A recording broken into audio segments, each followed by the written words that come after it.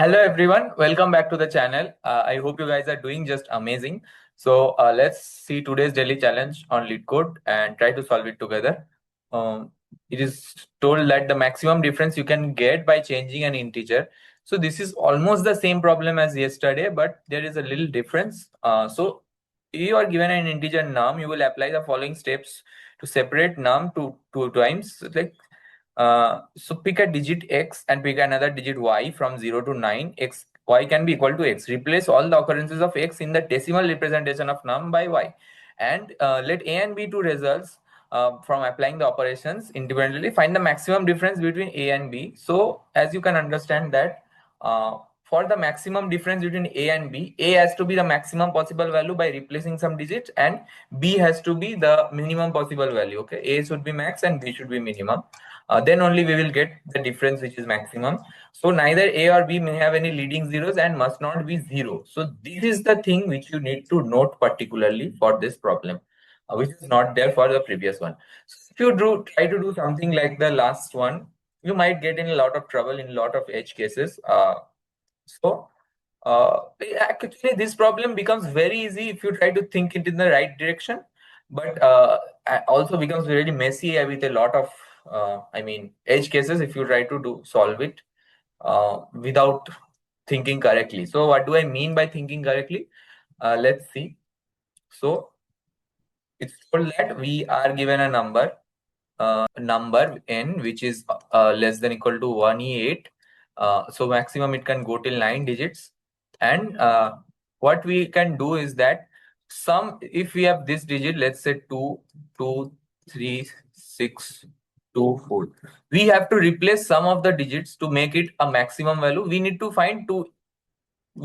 replace some digits to make it a and b and find the maximum difference between a and b. So definitely it means that a must be maximum and b must be minimum to get the difference which is maximum, right? So you need to form maximum number using a, which is like, if you do it like 9 9, if you replace all the 2 with 9, you are replacing all the 2 with 9, you will get something like 9 9 6 3 9 4. Okay. So you cannot just blindly replace 2 with all the 9s. There are a lot of edge cases in this way. So what thing comes to your mind at first, that should come to your mind at first, whatever be the numbers, it must be from 0 to 9, right? It must be from 0 to 9. Okay. Then x and y, both of them has to be from 0 to 9. There is no other choice. So what you can do is that you can enumerate through all possible values of x, 0 to 9, and all possible values of y, 0 to 9 again. Okay.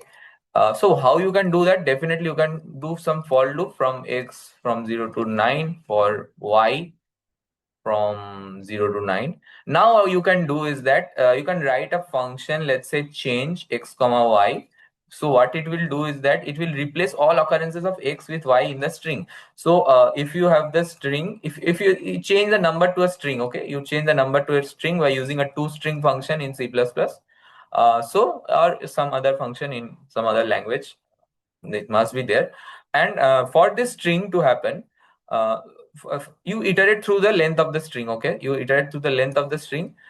You check that if any x is found in the string, you replace this with y. Okay, so all possible values of, for all possible x and y, you do this, and you keep a max variable and you keep a min variable, and you just do maximum, you just maximize the max variable and minimize the min variable. So that's what you need to do. And at the end, what you will do simply is that you can just simply return max minus min. Okay, max minus min. But before returning, you definitely need to convert it into integer. So there is another function in C++, stoi. So you convert to integer and return the maximum difference. So that is all you need to do for this problem. That is all. So once you start thinking this in the right direction, that you need to enumerate all possible values of x and y can be from 0 to 9, and you need to enumerate in something like this manner. So if you think this, that remaining work is of very less effort, you have to put very less effort in coding. So let's see the code. Let's see how you do it. It's very simple. What you do, first of all, I told you we will keep maximum and minimum variable. So let's keep a string maximum. convert this to string num, right? Yeah, to string num. What you can do again is this minimum variable and convert again to string num. Okay, you did it, now you iterate through possible values of x and y. X can go from 0 to 9, right? So x ranges from 0 to 9, x plus plus. Okay, and what you do is you iterate through y, which also ranges nothing but 0 to 9. And what will happen now is really simple. You get a string str by converting to this num, from this num to string. You take the address of that string and change all the occurrences of x with y. Okay, you have the string now changed. So in every iteration, it will form a new string and then change it. Okay, and now you check that there must be no leading zeros, right? Or the number should not be zero. So what it means? So instead of zero, the first number leading zero, the first number should not be a zero. Should not be the first number is zero. Then what you do? You can store the maximum value as something like this. If you don't know in string also, if you do something like this, you get the lexicographically minimum order of string, and that is only nothing but the minimum number, because the order of lexicographical is like 0 is lexicographically smaller than 1 is lexicographically smaller than 2, and so on till 9, right? I hope you know this already. So you can perform this max min operation with string also. There would be no problem. You got it. And afterwards you do a simple thing. You just return maximum minus minimum, but you need to convert this string to integer. What you do is very simple: maximum minus minimum to get the maximum difference, right? That's how you will get the maximum difference. Just you need to write this change function. This is definitely void. It's not returning anything really. And what it's doing is also very simple, is that it's taking the address of this string, and it's taking two numbers, x and y. Okay, it's replacing all occurrences of x with y, but these are numbers, and here it will be in the form of characters, so that we will need to take care of definitely. So what you do here is pretty simple.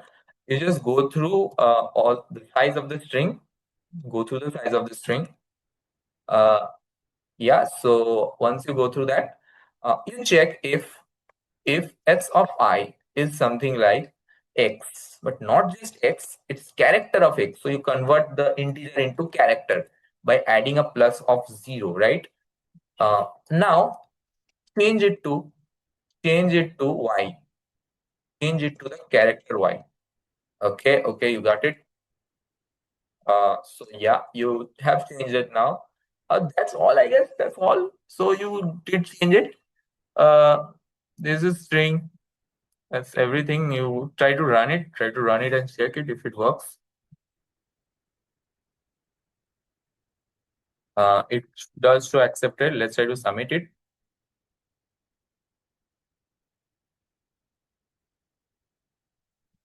Yeah, we do have the accepted thing. But when I submitted it earlier, it did show 100% lead time. I don't know why it is showing less this time. There may be some different things. I don't know. Just I submitted the same code just few minutes back. It gave me 100%. So whatever. Uh, what is the time complexity of this code? If you see, what is the time complexity exactly? So you have this loop. You have this two loop. Okay, which is going through 100. It is going of the order of 100.